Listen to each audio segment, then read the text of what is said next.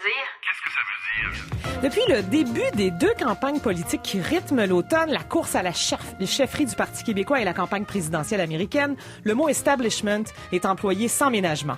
Par Bernie Sanders, rappelons-le, aux États-Unis, lorsqu'il qualifiait Hillary Clinton de candidate de l'establishment du Parti démocrate, par Donald Trump, faut-il le nommer encore une fois, pour dénoncer la candidature de Marco Rubio, candidat du Parti républicain, par Martine Ouellette, candidate à la chefferie du PQ, pour critiquer l'autre candidat à la chefferie du PQ, Alexandre Cloutier, qui, selon elle, serait le candidat de l'establishment du PQ. Mais que veut dire exactement le terme establishment et d'où vient ce mot? Pour en analyser les contours, nous retrouvons sur ce plateau Philippe Bernier-Arcan. Bonjour Philippe. Bonjour. Essayiste et auteur de La dérive populiste, notamment en 2013, et de Je vote moi non plus en 2009. Alors, d'où vient ce fameux mot à la mode, s'il en est un, depuis à peu près un an?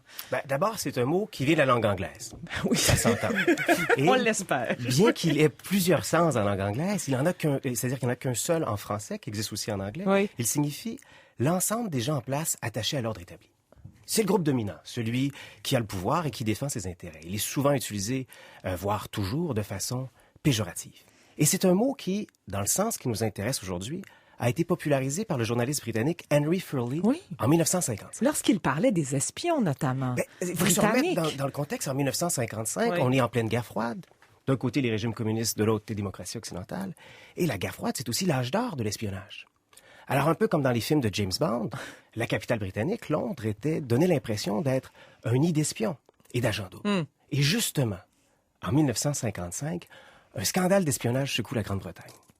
Deux diplomates britanniques, Guy Burgess et Donald Maclean, qui étaient en fait des espions à la solde des Soviétiques, étaient soupçonnés d'avoir fait défection pour l'URSS. On apprendra plus tard que c'était effectivement des espions. Mais à ce moment-là, c'était surtout les parfaits représentants de l'élite britannique. Ils étaient tous les deux passés par des collèges privés, diplômés de l'Université Cambridge. On surnommera d'ailleurs leur groupe le Cambridge Spiring. Ils étaient membres de clubs privés, diplomates au Foreign Office, etc. Alors, le journaliste Henry Furley, dans un article dans The Spectator, va dénoncer, avec un certain cynisme, que les amis et relations des deux diplomates les ont protégés durant des années. Protégés de l'attention médiatique, protégés des autorités. On se retrouvait donc face à ce qui était présenté comme une élite intouchable. Oui. Et pour décrire ce réseau d'amis et de relations, le journaliste utilisera le terme d'establishment. Ah, donc, c'est la première fois qui, dans le langage associé à ce qui est en train de se passer dans la campagne électorale américaine et dans la course à la chefferie du PQ, le mot establishment est associé à quelque chose de péjoratif. Quelque chose de secret aussi, d'opaque, Quelque chose de secret, puisque c'est une des caractéristiques de l'establishment.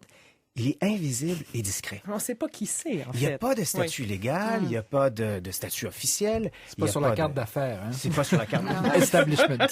C'est pas un titre, il n'y a pas de carte de membre. Donc, en ce sens-là, il se différencie de l'aristocratie. Puisque l'aristocrate a un titre qu'il acquiert à la naissance. Oui, comme Adélaïde de Clermont-Tonnerre. Oui, par exemple. Dont on parlera au club de lecture. Ça se différencie aussi de ce qu'on appelle en russe la nomenclatura. Parce que dans la nomenclature, on pouvait savoir qui en faisait partie, puisque c'était initialement la liste de membres des amis du parti ou des camarades dignes de la confiance du Parti communiste en Union soviétique. Alors, qu'est-ce que c'est que l'establishment? Si on se fie à cette définition-là, ce sont des gens bien connectés, proches du pouvoir, dans les coulisses du pouvoir même, qui se connaissent les uns les autres, qui sont souvent allés dans les mêmes écoles et qui se protègent entre eux. Donc, c'est cette impression qu'il y a une certaine élite qui a des privilèges entretenus par un réseau de relations plutôt discret. Oui. Donc, c'est mystérieux. On ne sait pas qui en fait partie. Ça fait référence aussi à une certaine lutte des classes sociales sur laquelle tablent certains politiciens plus populistes, par exemple. Donald Trump, c'est certainement son cas. Là. Et on va le retrouver à la fois à gauche comme à droite. Oui. Parce que on va opposer l'establishment au peuple. Et en créant cette opposition-là, on peut permettre parfois, par phénomène d'identification, de rendre une idée ou un individu plus populaire. Et le bel exemple qu'on a vu récemment, vous avez commencé la description comme ça, c'est l'élection présidentielle américaine. Oui. Donc, évidemment, dans le camp de Trump, c'est Marco Rubio qui joue le candidat de l'establishment. Dans le cas de Bernie Sanders, c'est Hillary Clinton qui représente l'establishment du Parti démocrate. Et on le voit encore aujourd'hui, Hillary Clinton représente toujours la candidate de l'establishment face à un Donald Trump qui joue le rôle du candidat anti-establishment. Oui, pourtant, c'est lui le milliardaire, en tout cas autoproclamé des deux, bien qu'elle soit très riche elle aussi, pour d'autres raisons, certainement. Est-ce que c'est par mimétisme que Martine Ouellette va prendre exactement le même terme pour critiquer Alexandre Cloutier? Elle dit c'est le candidat de l'establishment. Est-ce qu'elle fait du mimétisme? Ah, ça, je sais pas si elle fait ça devient un mot à la mode en politique. Là. Mais ça devient un mot à la mode. Et ce qu'on remarque surtout, c'est que c'est flou. C'est-à-dire que ça si... que j'allais dire, c'est qu'on sait jamais à quoi ça fait référence. Non. Quand on parle de l'establishment du PQ, on se doute qu'il y a Bernard Landry. Oui, on se doute. Mais qui autour de Bernard Landry? Oui. Mais c'est justement, c'est flou. Alors, si Hillary Clinton en fait partie, au nom de quelle raison Donald Trump n'en ferait pas partie? Et voilà. Donc, on remarque et même Bernie Sanders. Ou Bernie Sanders. Bien sûr. Donc, par rapport à la définition initiale, on remarque que tout le côté élite privilégiée semble de moins en moins important.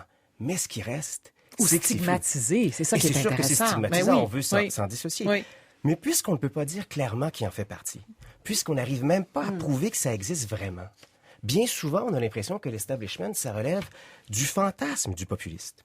Et l'establishment, c'est la cible idéale pour les populistes parce que c'est flou, parce que c'est vague. On se doute que ça existe sans pouvoir identifier qui en fait partie. Nicolas Titley. Mais j'ai l'impression qu'il y a eu un glissement de sens, puis on l'utilise maintenant comme un synonyme de statu quo. En fait, que les gens qu'on accuse d'appartenir à l'establishment, c'est la vieille garde, alors que les gens qu'on leur oppose sont les gens qui vont justement brasser des idées nouvelles. Trump, c'est ce qu'il dit. Moi, j'arrive comme un taureau dans un magasin de porcelaine, là, puis je casse tout, mais c'est ça. Et je représente ne suis pas l'establishment. Réellement la population. Pas établi au sens propre du terme. Exact. Ogden. Ça me semble en effet très abstrait, mais j'ai l'impression qu'il y a juste quelqu'un qui est réellement dans l'establishment qui sait qu'il est dans l'establishment. Dans le sens que il y a des personnes qui le savent, qui le sont. Là, je veux dire, j'ai l'impression aussi qu'être dans l'establishment, c'est avoir le pouvoir de faire des choses que la plupart des gens ne peuvent pas faire. De tirer des ficelles dans l'ombre aussi. Il y a ça. Ça implique ça, ce mot-là. Ça implique ça, mais on dit tirer des ficelles dans l'ombre. Les gens ne savent pas qui fait partie de l'establishment. Oui. Donc, on est un peu dans cette impression de on nous cache tout, on nous dit rien, que chantait Jacques Dutronc. On sait que l'on nous cache quelque chose sans que l'on sache ce que l'on nous cache. On est donc dans la suspicion. Ah oui. Et c'est cette impression c'est la théorie du complot, encore une fois, qui continue de faire rage. C'est très propice aux théories du complot. Oui, bien sûr. Alors, Philippe Bernière, quand nous allons placer les références des ouvrages qui ont évidemment nourri cette réflexion autour du mot « establishment » sur notre site Web. Merci beaucoup d'être avec nous aujourd'hui. Il n'y a pas de quoi. Le mot de la semaine. Et c'est vous, Chloé Leprince, bonjour. Bonjour Caroline, bonjour à tous. Difficile à vrai dire de lire un article sur la présidentielle américaine sans voir figurer Trump, candidat anti-système, celui qui prend à revers l'establishment. Et donc, cette semaine, vous avez cherché l'origine du mot establishment. Oui, c'est le terme qui revient le plus au sujet de Donald Trump, anti-establishment. Alors, si ça vous évoque un souvenir de fin de XXe siècle, Caroline, c'est normal. En France, c'est Jean-Marie Le Pen, qui partage d'ailleurs pas mal de figures rhétoriques populistes avec Trump, qui a beaucoup usé du mot establishment, ou sa version francisée, établissement. Il semble que la stratégie de rassemblement du gang de l'établissement l'est emporté avec d'ailleurs... Le gang de l'établissement, c'était au municipal de 95. L'analyse du discours frontiste montre que Le Pen, en fait, parle d'establishment dès les années 70. C'est une béquille lexicale qui ancre le FN dans son positionnement d'outsider par rapport aux autres partis. Le terme revient, en fait, dans les années 50. C'est Henry Fairley qui l'exhume dans l'hebdo britannique The Spectator en 55.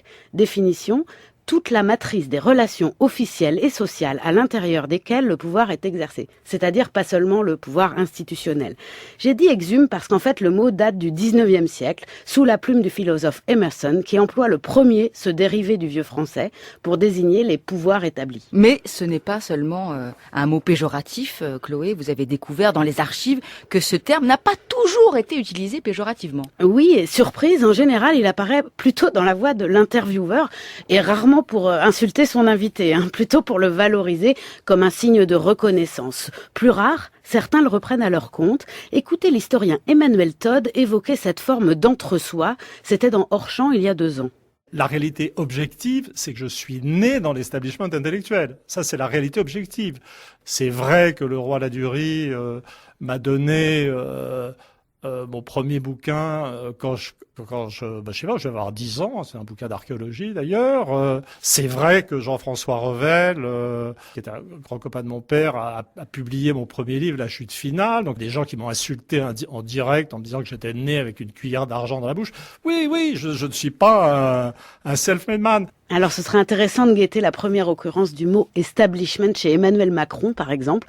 Pour l'instant, il s'en est tenu à se dire anti-système ou encore contre ceux qui sont tout en haut. Merci Chloé Leprince. Et sur franceculture.fr, on pourra retrouver une série d'archives qui racontent toutes ces nuances du terme establishment.